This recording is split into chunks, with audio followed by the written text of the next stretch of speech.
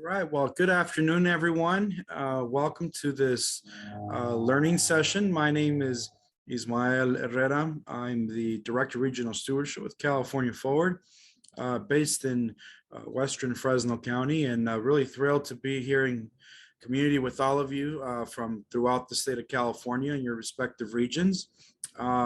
This today is our opportunity to learn together a little bit more about the Community Economic Resilience Fund and the contributions that all of you make to the regional economic development activities in your respective regions. We're glad to be providing this space today and this learning opportunity and discussion together with our friends and colleagues from Californians for the Arts and Arts for LA. We'll hear from them here in a second. But before we do that, I thought I'd just share a couple of housekeeping items for all of us to keep in mind as we proceed through the next 45 minutes or so of this program. You may have noticed a little red button that's blinking at the top of your screen. We are recording this session, and the reason for that is we want to make sure that the information and discussion and all the content that's available in today's event is available to colleagues that were unable to attend due to conflicts. And so we want to make sure that we house this for future viewing.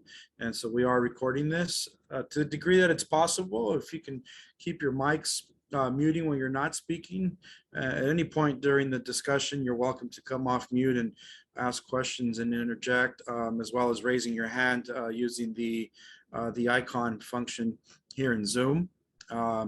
I love how you all are already jumping in and introducing yourselves via the chat function on here. Continue to do so throughout the duration of our program. Ask questions as well. And we want this to be a lively, interactive session today, both in the chat and here in the plenary screen. So we'll proceed. Again, I thank you all for taking the time out of your busy schedules for logging on this afternoon as part of this first hour of our program.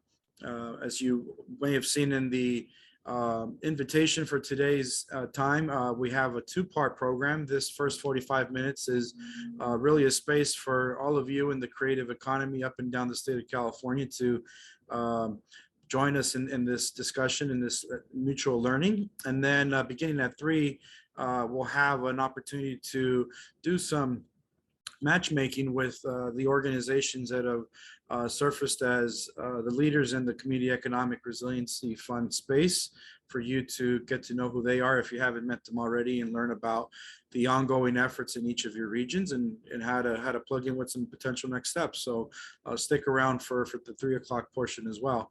But before we do that, let me introduce our friends and colleagues from the two aforementioned organizations.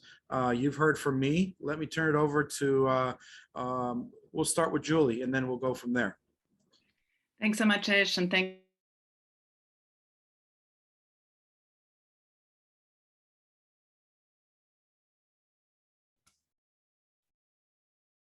All right, it might have just been on my end, but Julie, we can try to hear from you again. We can try that introduction once more. Otherwise, we'll jump to Gustavo and then come back to Julie before we wrap up this slide. So let's go to Gustavo. So good afternoon, everybody. Can you hear me okay? Sure can. Perfect. So good afternoon, Gustavo Herrera, CEO of Arts for LA. I'm so incredibly excited to have you all join us. You know, I am coming from LA County, specifically West Covina, Tongva land, and my pronouns are he, him, his. I will go ahead and turn it over to Cordelia.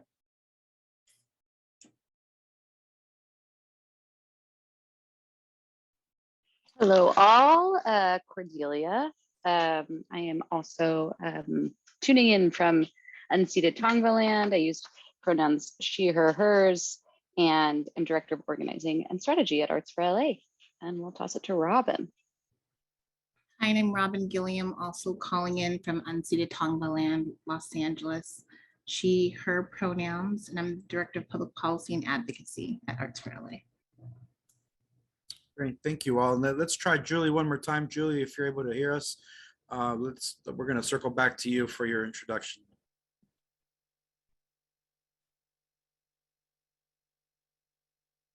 All right, well, we'll certainly give Julie a chance to chime in here in a second. Let's go to the next slide. And thank you again, friends and colleagues, for helping us organize today's event. We really appreciate you providing the input on the code design and the code delivery of today's event. Thank you again.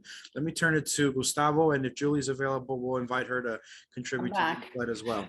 Oh, go ahead, Julie. Jump right in. We got it.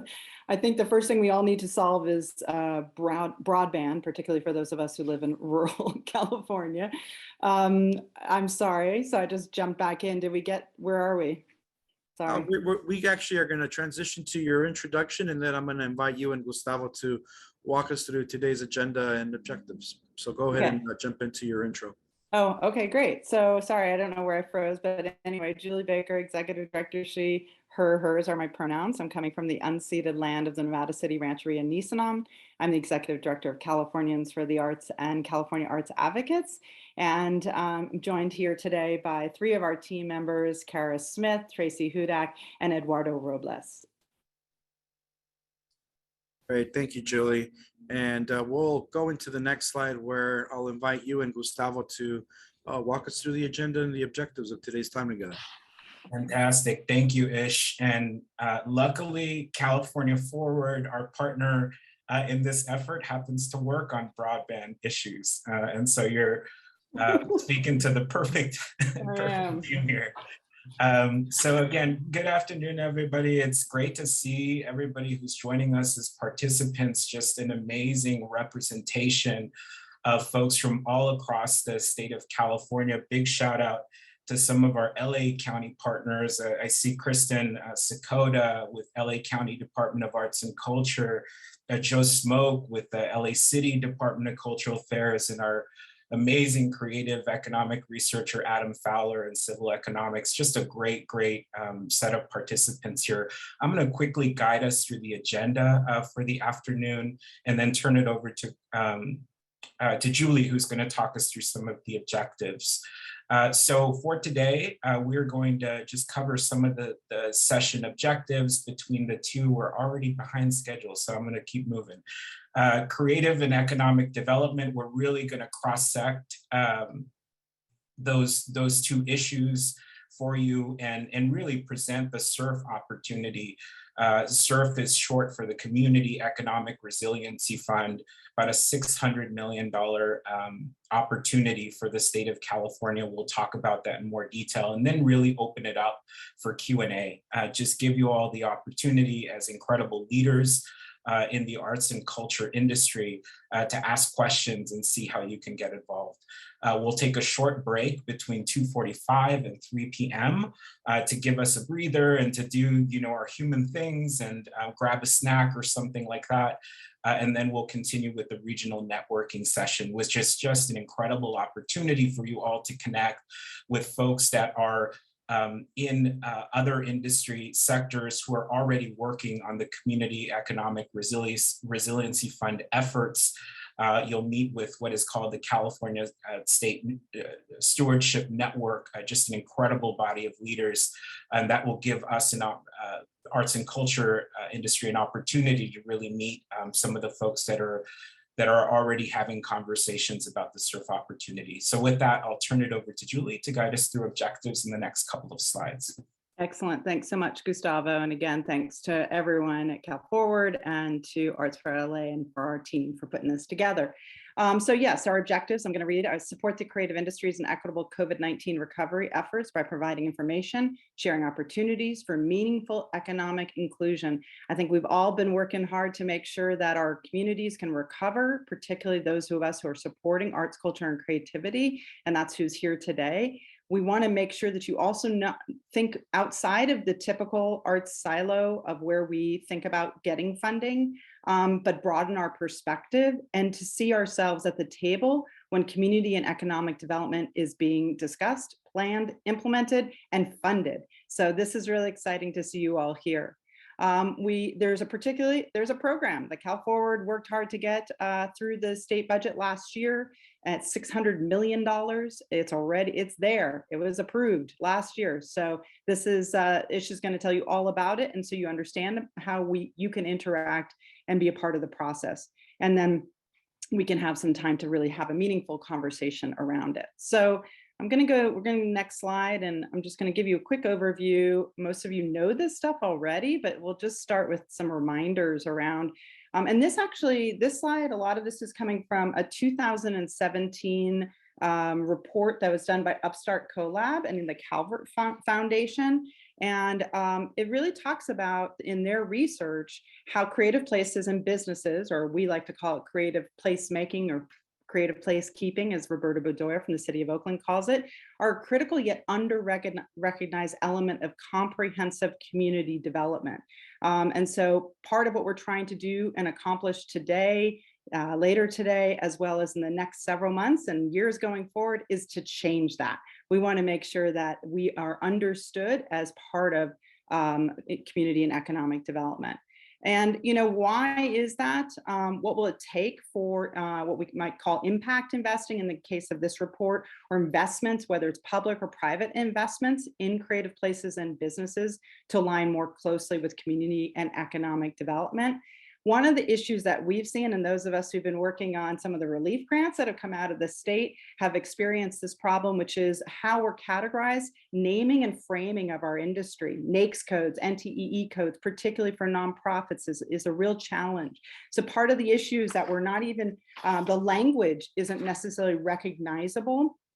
And we need to be able to walk into those rooms where the community lenders, community development regulators, industry associations, philanthropic funders, capital raising intermediaries are having these conversations, and be able to say who we are in a way that they can also understand. So naming and framing how we fit into community and economic development. The other issue that they found specifically, and I think we all can relate to this, is this technical assistance, both for the folks in community development to understand our industry, and for our own industry to understand how to, again, fit into the language, the models of specifically of community and economic development. And so that everyone is, again, on the same page in these sorts of things. It's a lot around ecosystem-wide standards, metrics, and tracking of investment in creative places. And what was interesting about this study is that they actually were able to find, I think, over $1 billion. I have it in one of my notes here somewhere. When I jumped up, I think I missed one page. I think it was 26 different businesses, over $1 billion in creative placemaking and businesses. And that was just, a small segment of the sector. So we know that there's a lot out there. We just need to be able to quantify it, apply the right metrics and the naming and framing for it. And then once we have that in place, we can rock and roll, and we can be a part of this really dynamic shifts in making equitable improvements and investments in our communities. Go to the next slide.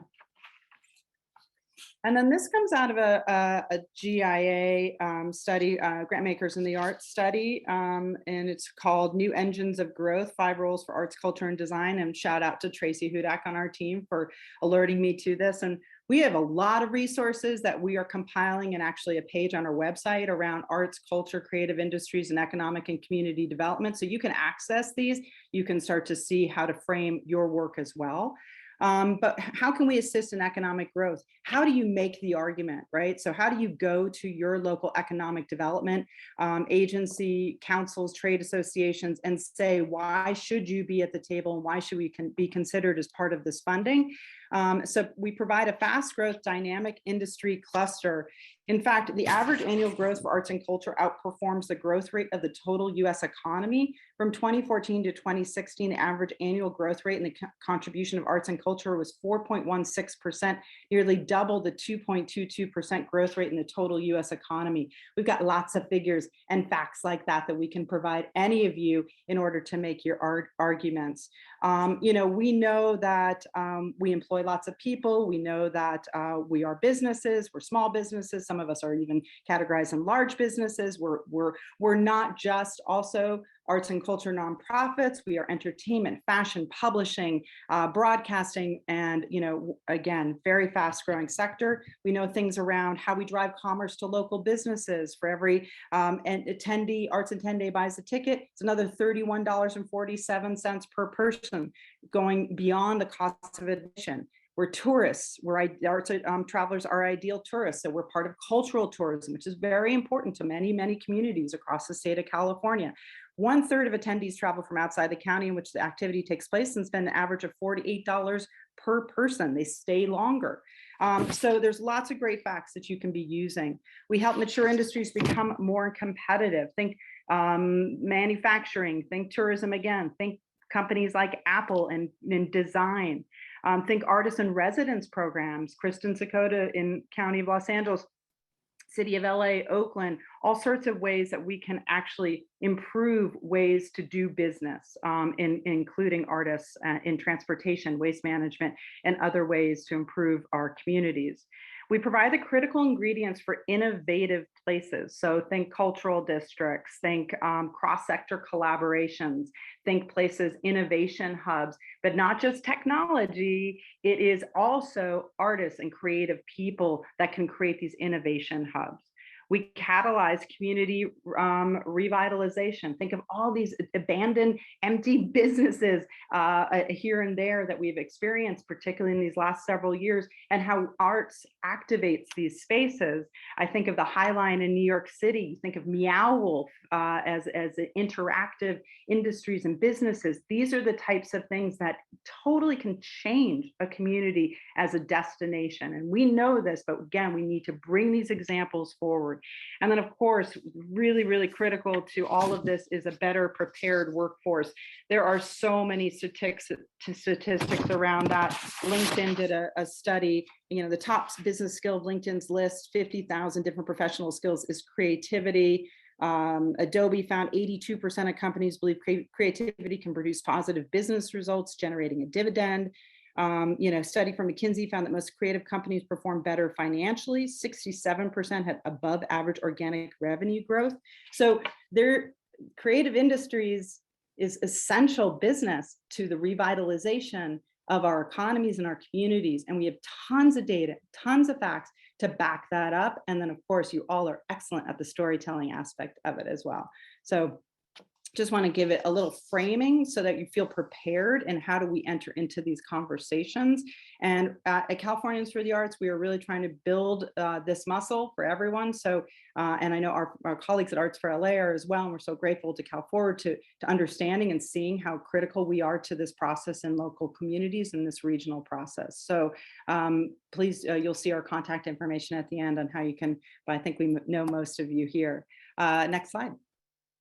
This is just a great quote, I think, that again, emphasizes how we are, we may not be as recognized, but once they start to, we peel it back, we see that creative entrepreneurs can and do achieve returns on investment similar to tech startups.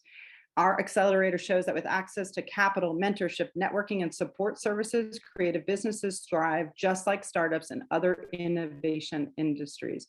Really critical that we bring this forward. So thanks. I'm going to hand it off to my colleague, Gustavo, to give a little more framing. Amazing. Thank you, Julie.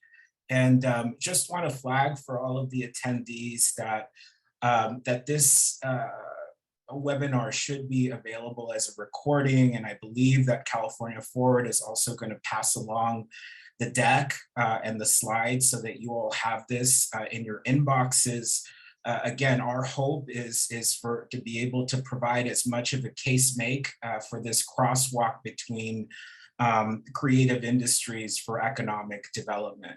And so I happen to sit on the board of California Forward, and I know that California Forward deeply cares about building both equitable economies and ensuring that we're having inclusive economic regional development. And so this partnership between Californians for the Arts, California Forward, and Arts for LA is just incredibly exciting to see come together. So I want to share with you just some data points on what we know of the pandemic and really what it underscored about the creative sector and the California economy. So we all know this. It took a devastating impact on the creative economy, both in California and in the United States. And actually, if you dig into the numbers, it really shows that Los Angeles was hit extraordinarily hard, and Los Angeles represents about 25% of the creative workforce of the state of California. And when we look at California, California was hit extraordinarily hard with job loss. And California represents, correct me if I'm wrong here, Julie, but about 25% of the creative workforce of the United States. And so I really lean on research by one of our friends, Adam Fowler, who was formerly at Beacon Economics and now at Civil Economics, but he showed in September of 2020 that there was an approximate job loss of 678,000 jobs. This is inclusive of, direct creative economy jobs, add to that the supply chain and service jobs, total of almost 678,000 jobs lost. A report that was recently released showed that of all of those jobs that were lost, 100,000 of those jobs actually did not come back.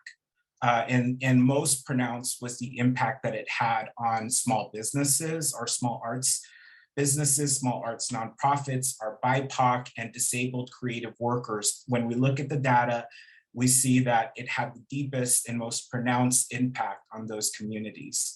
And so we learned through the pandemic that it really underscored a lot of the racial and the economic inequities that have been inherent in our cultural infrastructure.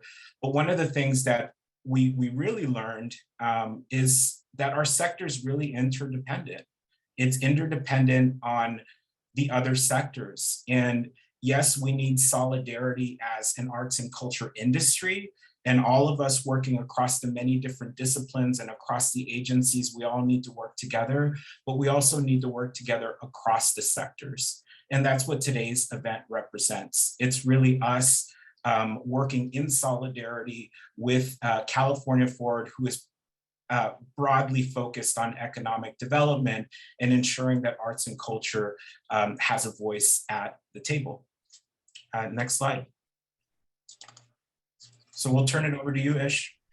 Yeah, thank you, Gustavo and Julie, both. As you've already explicitly alluded to here, is the nexus between what you would consider the traditional economic development space and the arts and culture sectors is very, very key to making sure that moving into the future, regional economic development is done in a different manner that's more inclusive of not just geographies, racial, ethnic communities, but sectors as well.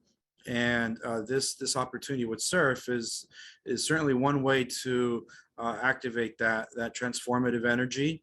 I'll start with the bottom half of that slide.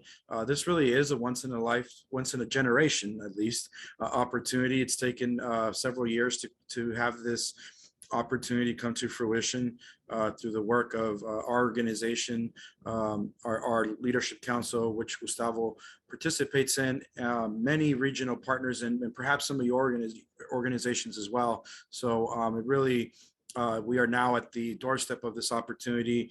And the reason why it's so important is because the role that you all play in your regional economic development activity and efforts is pretty important. As economic development practitioners will tell you, their mandates of retaining employers and employees, their ability to recruit new employers and new employees to your region, and really their efforts in helping expand those employers that are already in your region is largely based on the ability to make a strong case for a holistic, well-rounded quality of life that exists in your geographies, wherever it is you're dialing from here today. And you all play a role, in really a very pivotal role, in creating that strong quality of life that them as practitioners need in their tool belt to be able to keep people where they're at and to bring more people, more employers, more good paying jobs, high quality opportunities to your residents, your populations, and your regions. And one of the things that they are consistently asked about is, what is the quality of life in this region that you're asking me to invest in, to bring my company to expand a new product line in? And the answer to that really has to do a lot with the work that you all do day in, day out, in creating the kind of experiences and the kind of destinations that employers want to provide their workforce and their families. Certainly, good quality schools, safe communities is important. Walkability, green space access, those things are all things that economic development practitioners take into account. But it's what people are able to experience, enjoy, and be able to consume in their communities that is also just as important. And so the work that you all do with your respective constituents is a key ingredient in that regional economic development space that practitioners operate within. And so keep that in mind, and offer reminders to those practitioners as needed when these efforts are underway, not just with CERF, but in the day-to-day activities of them as operators in that space. And so, what are some other things to consider with regards to the interdependence, the codependence, the connectivity between your sectors and those tasked with creating additional growth in the regional economies? We talked about quality of life. Julie and Gustavo both talked about what's often referred to as the economic multiplier effect, that your industry often has a lot to do with as well. When you create those destinations, those experiences for people to not just work and live in, but to play in the regions, a lot of you and your constituents are very much involved in those activities. And so when folks are out and about in the community, attending shows, attending festivals, attending other programming that you all directly are contributing to, the chances are that they're also going to be spending in restaurants and small businesses, filling up their vehicles at the local service stations. There's a multiplier effect with every dollar they spend directly with your programming that also gets spent with ancillary elements of the community while they're going through these experiences, attending these destinations. And so those, and for local communities and their revenue streams, those are usually what is referred to as foreign dollars that aren't initiating from those communities, that are coming from visitors. If they're staying overnight for experiences that you all are contributing to, there's also hotels, there's lodging, there's often transit occupancy taxes that they're contributing to local economies with. And so there is a very extensive multiplier effect that you all are helping create by the very nature of what you do in a day in, day out basis through your organizations and your constituents. So that's the other thing to keep in mind. And then the other thing I want to flag is the importance of what you all do, what you represent, your sector represents, and the preparation of employers' workforce. Oftentimes, folks will focus specifically on niche skill sets or vocational training opportunities. What we're seeing more of up and down the state, many of you are probably plugged into these efforts, but you're seeing more activation of the other side of the brain, right? The creative side of the brain. Folks are starting to value and understand the importance of making sure that the creativity juices in their workforce, in their employees, and the workforce of the future, starting with children and youth, that they begin to exercise those muscles as well, so that we're creating a holistic, well-rounded workforce that is not just adapt with the skill sets needed for specific sectors, but can also think critically and be creative about analyzing challenges and, more importantly, finding solutions for those challenges. And so the role that you all play in helping us prepare our 21st century workforce is important as well. And you'll see it in many communities up and down the state beginning to represent itself in things like STEAM efforts, taking the traditional STEM related framework and adding that A into the curriculum so that the arts and the creativity are just as important as the engineering, the science, the technology, and the math. And so that's something to keep in mind as well as a strong contribution to what you all do in the regional equation of economic development. And then lastly, I'll just hit on the fact that many of you and your constituents are small business owners. And so there's economic activity that's being generated that way as well. And the multiplier effect that was alluded to earlier by Julie and Gustavo, that should be kept in mind too.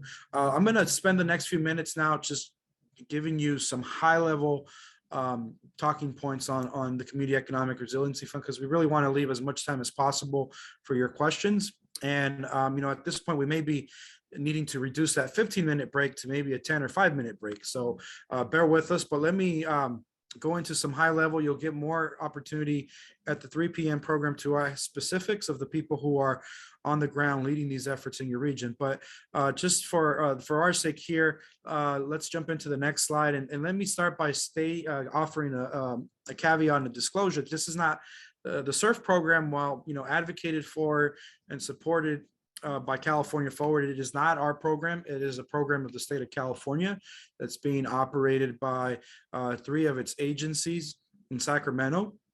And so just want to make that very clear. You're going to see in the preceding slides several hyperlinks to resources that we encourage you to visit.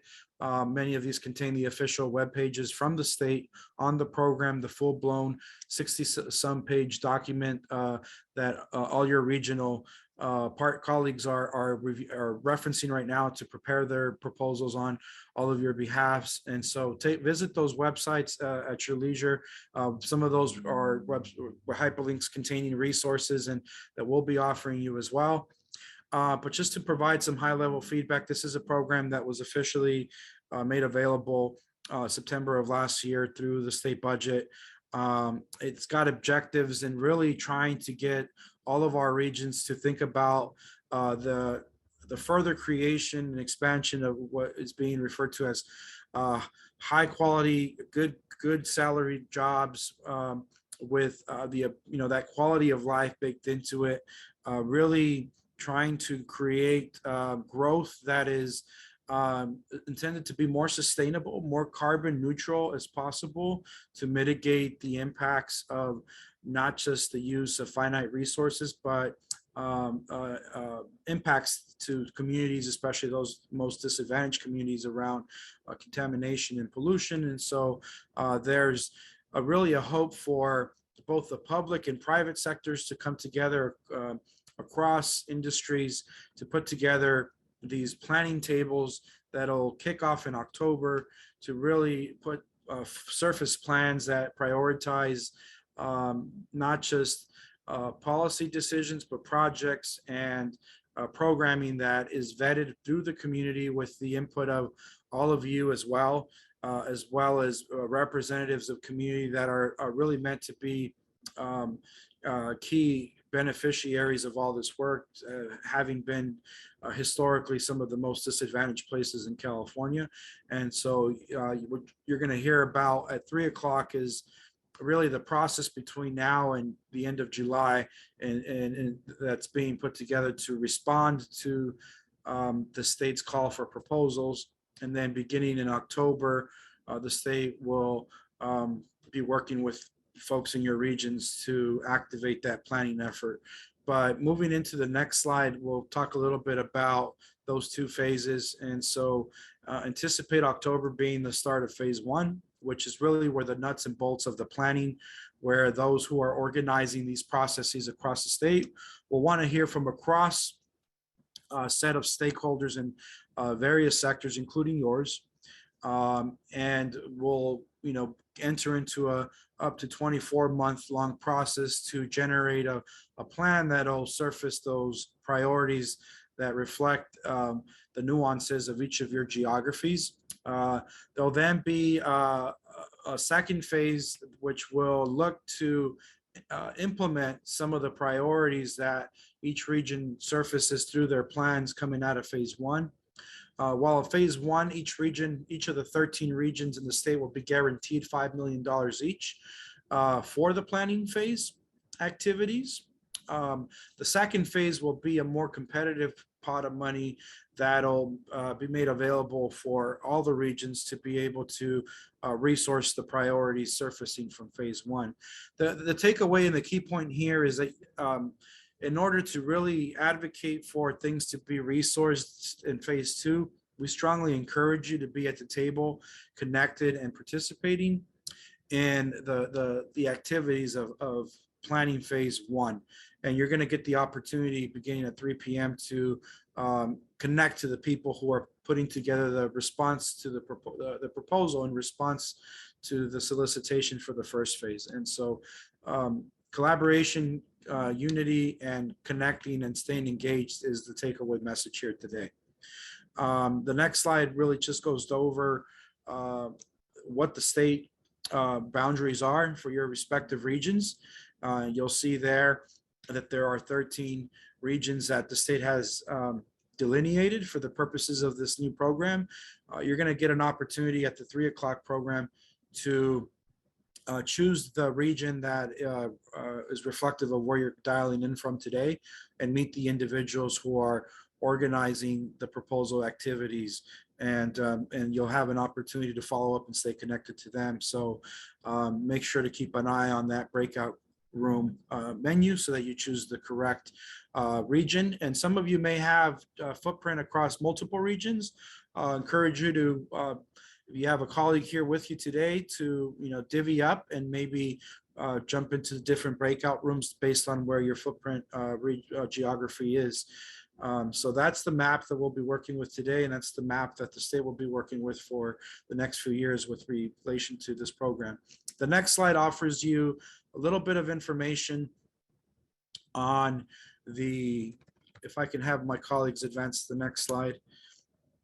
The next slide is just an overview of who the eligible applicants for this initial planning phase are, and also more importantly, who at a bare minimum needs to be at the table as part of these leadership tables in each of your regions. And so this is not an exhaustive list, but this is a list from the state of people they are requiring to be represented. And you'll see here that there is no one sector dominating this conversation, and it's really meant to be a democratic process where the leadership tables are reflective of multiple geographies, multiple jurisdictions, and multiple sectors. And there certainly is a place for those of you on the call here today to connect with the folks at 3 to express your interest in being at the table on behalf of the arts and culture and creative economy sector. The folks you're going to get an opportunity to meet with are very receptive to following up with you and finding that space for you to contribute in each of your geographies with regards to this program. So next slide. Here is the current timeline that we'll leave you with, and you're going to see referenced over the next few weeks and months, and as the state provides more information on the coming phases of this program. Right now, we are in that time frame between the release that occurred in May and the deadline for the proposals in each of your regions, which are the 25th of July. The folks who you're going to have a chance to meet with at 3 p.m. are represent the coalitions, and in some cases the organizations that are putting fingers to keys and preparing these proposals. And our hope is that you will be able to follow up with them offline to speak about some of the specifics that you'll have a chance to begin discussing with them on from between 3 and 4 p.m. And so that's the current timeline. And with that, we'll move on to the next slide, which is an invitation for you all to ask your Q&As because we are up against the clock. And before we jump into that, I want to flag one final slide prior to this slide here, which is some resources that we've made available from the California Forward standpoint. We've taken that big government 60-some page document and have synthesized it into a more digestible 15-page document. And we strongly encourage you to review at your leisure and follow up with us if you have questions. And then we also have a guidance document that reflects the learnings that we've harvested from our firsthand experience in some of the quote early adopter regions that have implemented this model for regional economic development available for you to review. And then the full report that you see there to your left that provides both the qualitative and quantitative findings of our landscaping with various, if not all, regions of the state on this model. So I welcome you to visit those at your leisure and follow up with us if you have any questions related to them. But we really want to hear from you all now, both in the chat, and if you want to come off mute or raise your hand, we'll do our best to answer questions for you related to this program moving forward. And so with that, let's open it up, and I'll invite my colleagues to flag any questions that they're monitoring in the chat for us to try to answer. So let's go with the first one. I think the main one that people are asking about is it says email intent to apply by 5 p.m. today. And so they're all wondering why we're doing this so late. So can you explain what that means? Yeah, the intent to apply deadline is a deadline that pertains to those organizations, many of who you're going to have a chance, to meet at 3. They're tasked with identifying to the state that they plan on submitting a full proposal by the July 25th deadline. So that's a deadline that is applicable to those organizations that are taking up what is being referred to in the program guidelines as the regional convener and fiscal agent responsibilities. They're going to be carrying this big table on all of your behalves with seats available for you as well. But their deadline is today to inform the state via email that there's a bigger document coming by the end of July. That's what that's in reference to. All right, other questions that we are seeing in the chat, or feel free to come off mute and ask away. And Julie and others, I certainly welcome you to help me monitor whatever you're seeing in the chat as well. So we have I see a question, most recent here being submitted by Carla Avila with regards to if we know who some of the regional conveners and fiscal agents are in the region. The short answer to that is yes. We have gone out of our way to really bring them to you and save you the legwork of having to go find them. And so that's what the 3 p.m. portion of the program is today. We are matchmaking you with the individuals who are representing the organizations and coalitions that are serving as the regional conveners and fiscal agents of record that for the proposals that'll be submitted before the July 25th deadline. And so this is really a turnkey opportunity for you to have direct communication and follow up with the people who will be preparing these applications on your region's behalf. They are in the midst of continuing their organizing, their inclusive outreach to multiple stakeholders in your region, and hence the event we're doing here today to connect you.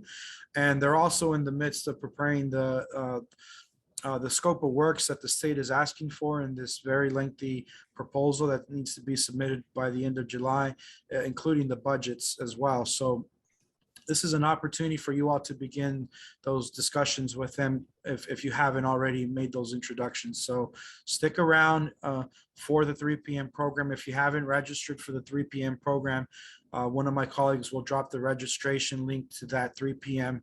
program here in a few seconds. But join us for that portion of today's program as well, because it'll be key in putting you in touch with the right people. And it will be divided by region. So you'll be able to go directly into your region, meet who's in charge, and see who is joining that we've been part of this and will be part of the next one. Ish, I wanted to alert you to a question that says, does the 20 million from Elizabeth Spavento, does the 20 million allocated for Native American tribes in California also cover indigenous groups who are displaced from their homelands that are currently living in California? Kern County is home to many indigenous groups from Oaxaca that have relocated to the USA and are some of our most under-resourced communities in the county.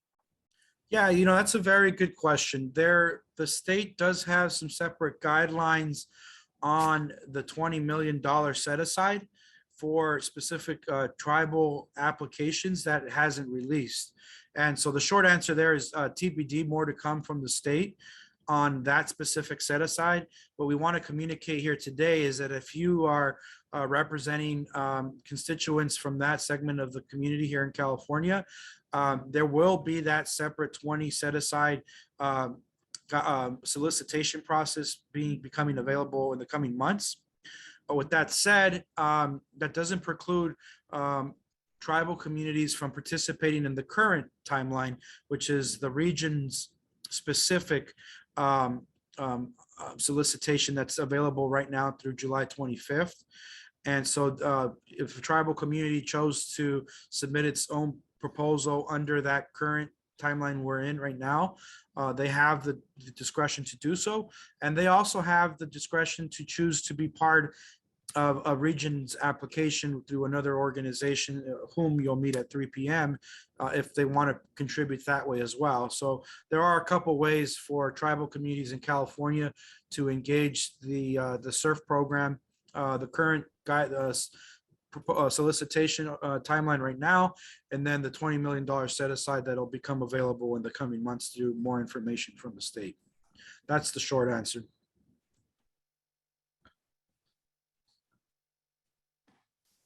Other questions? And I'm going to take a second to scroll through the chat as well. But I scrolled, I don't see anything else. I think most people are just wondering if they can't make the 3 o'clock, will they be able to connect? And I think Jen has answered that. Looks like there's a new question though. Do they know? Yeah, the short answer for that question, Julie, that you flagged is we're going to be sharing the registration from this 2 to 3 p.m. portion of our program today with each of the 13 organizations represented in the breakout rooms for the 3 to 4 program, so that they have an ability to reach out to you if you're not able to make the 3 p.m. portion of the agenda, or if there's colleagues that weren't able to make any of today's program.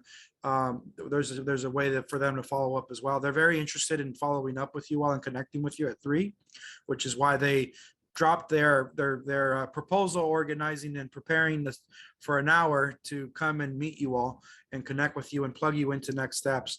So there will be some follow-up expected directly from them. We have a question from Felicia Shaw. Do we know what type of outreach these groups have already done? Do they know about us? And I'm assuming this is in reference to the quote regional conveners and fiscal agents in each of your regions. Yes, in many cases, if not all, they are still in the midst of doing a lot of outreach to different sectors within their respective regions. If they haven't gotten to you yet within your respective geography, that's one of the reasons why we're having this event today, is so that there is a dedicated space for them to be able to meet you if they haven't done so already. And then the follow-up that'll come out of today's program is also meant for them to have the opportunity intentionally reach out to you to invite you to contribute to the space that they have created for you to engage. So the short answer is yes, it's ongoing. In some cases, they have already potentially touched bases with you. And if they haven't, they're going to soon. The answer to Jennifer Kane's question on having a set register for that 3 p.m. Yes, there is a separate registration process that, and a link has just been dropped in the chat for you to consider completing in the next few, next 10 minutes to be able to get you started at 3 p.m. Let's see. We have a question from someone registered on here under the name of International ILA. Could you please review the timeline for activation of the fund? So going back to, in reference to the slide that we offered earlier, it is anticipated that the state will be announcing the selection of the awardees in each of the 13 regions in September.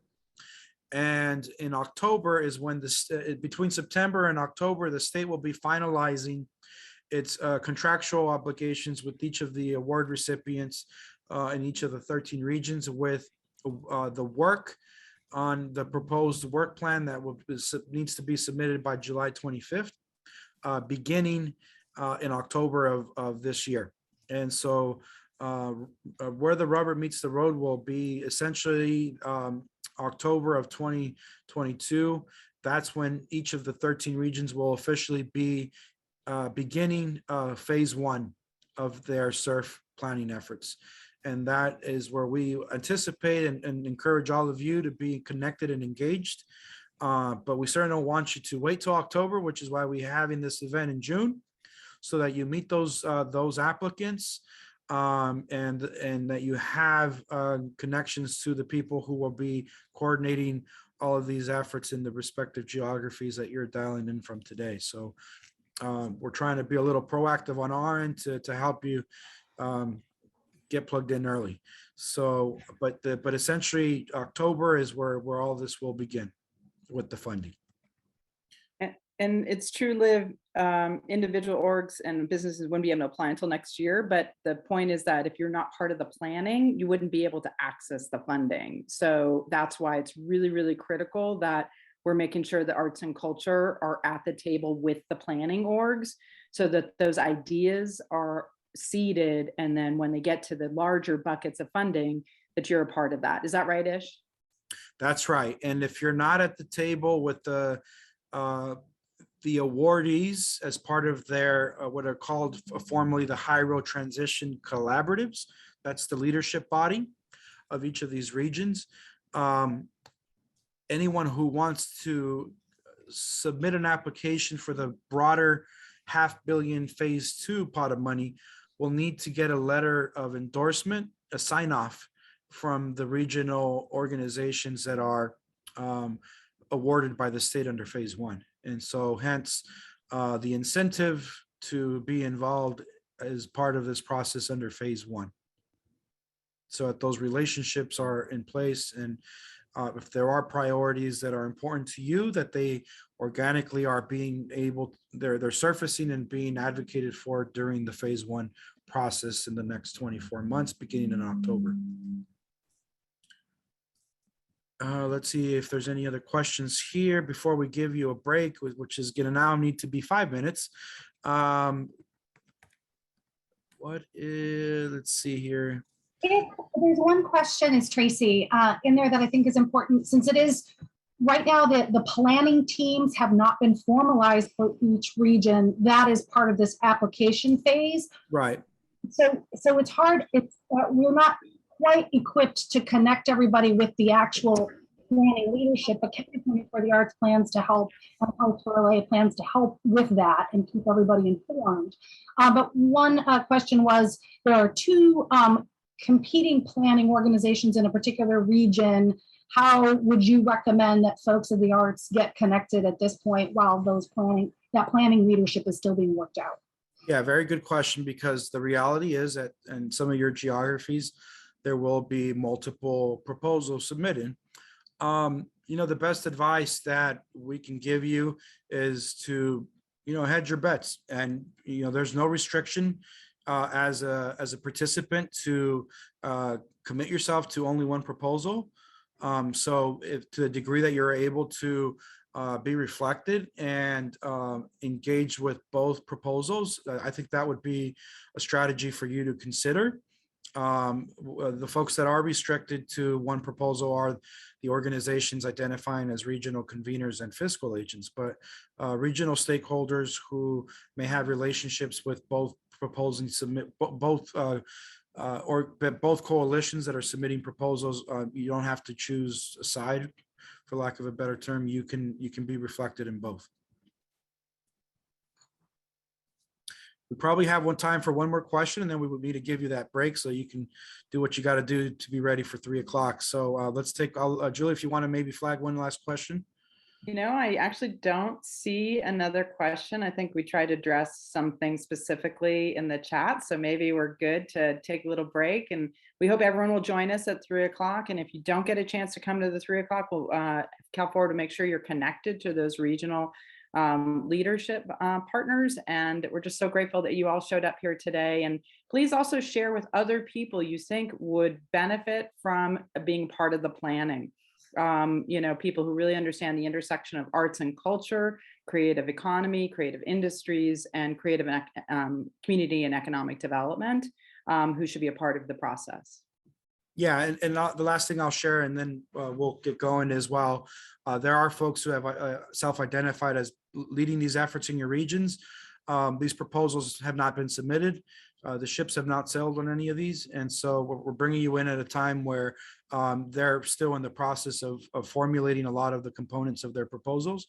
And so there's still ample opportunity for you to have those conversations offline after today's introduction and be able to build those relationships and see how you can engage with those efforts moving forward.